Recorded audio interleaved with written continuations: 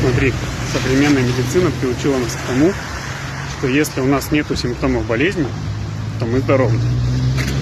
Но с точки зрения аюрведы, если у нас недостаток финансов, если у нас нету большого количества позитивных эмоций, если у нас недостаточно общения, какие-то комплексы, страхи общаться с кем-то, стеснение, это все тоже признак нездорового человека.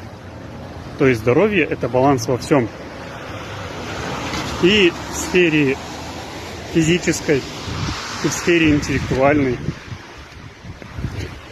и в сфере общения с другими людьми, взаимодействия с другими людьми. По сути, каждый из нас чем-то болен, но только мы этого не замечаем, потому что нас приучили к тому, что если ты не кашляешь, то все, считай, здоровый.